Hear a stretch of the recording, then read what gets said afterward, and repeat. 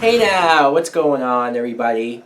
My name is Mike Brown, aka ReviewKingMB, and since Gotham is over, for now, anyways, I thought let me go back and review Supergirl, because I didn't review last week's episode, and it's probably good that I didn't review it because I did not enjoy last week's episode. I'm sorry to anybody who did like it. I had a lot of problems with the writing and a lot of the treatment of Supergirl with everybody in the episode. But let's not talk about that, because up until this point I said that my favorite episode of this show was the Livewire episode. Now that was my second favorite episode, because this one tonight, entitled Human for a Day, episode 7, this is my favorite episode of the series.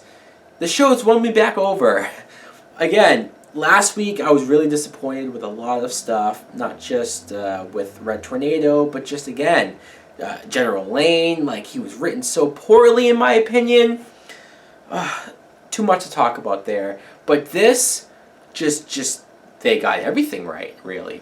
At the end of last week's episode, we saw Supergirl lose her powers because she basically, she burnt herself out. In a scene that was badass, I will admit that, where she uses her heat vision and she blows up Red Tornado, but she used too much of her powers, so now she's powerless. And just when you think, okay, maybe National City, I think that's what it's called, maybe they could go one day without Supergirl's help. Well, I guess not so much, because an earthquake happens. And this is what I like the most. Supergirl, she doesn't have her powers. She's in the middle of this earthquake. Crazy shit is happening, and she's powerless. Like, her first instinct was to do something, was to stand in front of the car, but Jimmy had to pull her out of the way, or was to go save somebody's dad, and she's struggling hard to get her powers back, and it's not working. And her dread for not being able to save somebody was very important for her character. This was a good character study.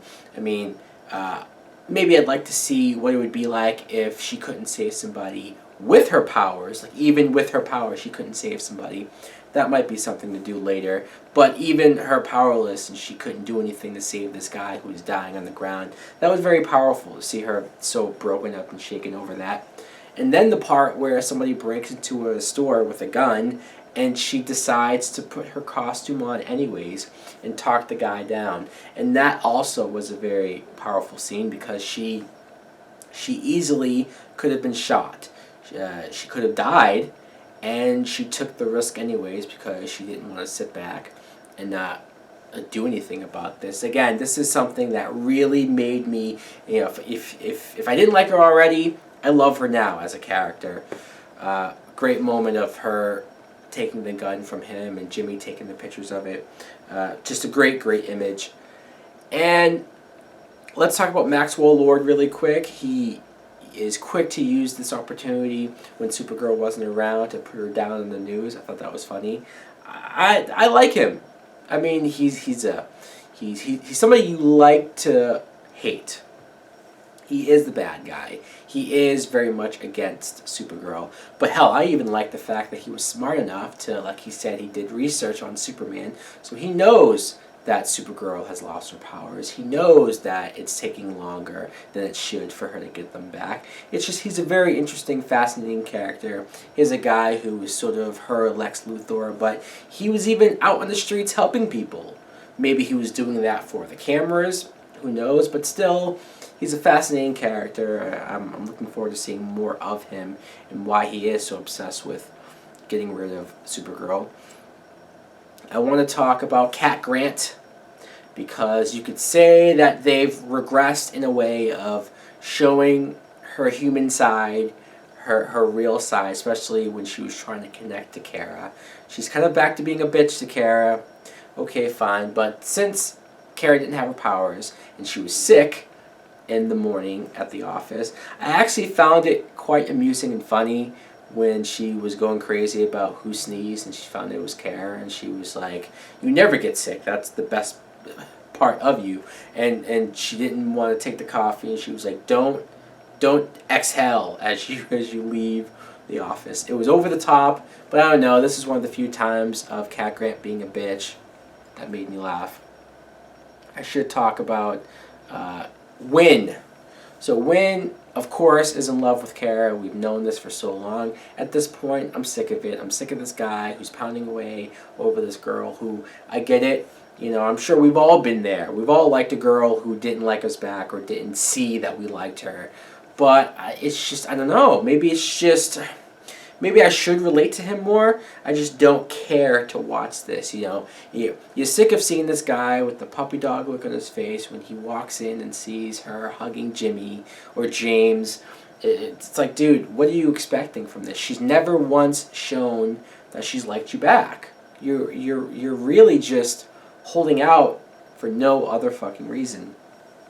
And then, like, when Kara's trying to talk him back and say, hey, it's not what it looks like. It's like, actually, it is what it looks like, first of all. You do like James. Second of all, why do you care so much about what Win thinks? Because he's your best friend? Well, if your best friend's this upset over you hugging another guy, it's probably because he likes you, but yet Kara's never addressed the fact that she might know or whether Win might like her. She's never even brought it up to him. She's never said, hey, do you like me? It's never come up on Kara's end, so we're just going around and round in circles with this side plot, and maybe that's why I don't care. There's no progression with this fucking Win character.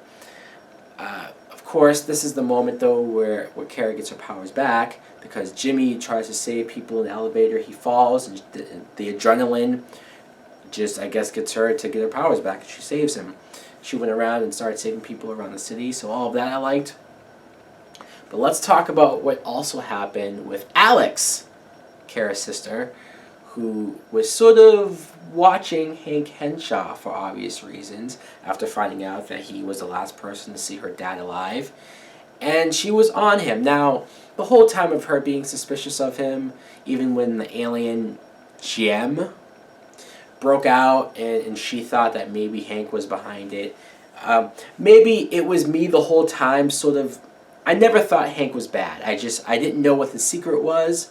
There were some theories out there, but I never thought he was bad. So maybe in that aspect I thought she wasn't doing the right thing. But seeing her go after Jem by herself with the shotgun, with the two guns shooting at him like a badass, I have to admit, Alex was pretty cool during that whole thing. And then when Hank showed up and just ripped Jem apart, because Jem wasn't really that interesting of a villain, to be honest with you. I mean, sure, him getting into people's minds and controlling them and doing all of that was kind of creepy, but maybe it was the way he looked. I didn't think he looked all that great. He looked kind of stupid to me, to be honest, so I never was like afraid of him. But I was more fascinated with when Hank finally reveals to Alex who he is, what he is. And he's telling the story, he's talking about what happened, and by this point, I kind of figured it out. But to see him actually transform into the Martian Manhunter, holy fuck, mind blown. I literally said out loud, holy fuck, he's Martian Manhunter, just seeing the actual, like, the comic book form of Martian Manhunter on live action screen for the first time, because Martian Manhunter was on Smallville, I know this, but and we got maybe brief glimpses of him in the green skin alien form, glimpses. This was like full blown. You know, he was Martian Manhunter. This is the coolest thing that the show has done as far as like the comic book stuff goes. This was the most comic book the show has been. Just saying something. But still, I loved it. I loved everything about it. The show could have ended just on that as a cliffhanger alone. But then we get a nice scene of Supergirl talking to Cat Grant. She flies off and gets attacked by who we see is a henchman of her aunt. And it's like, oh yeah, her aunt. We haven't seen that since like episode 2. Sort of forgot that they were still around.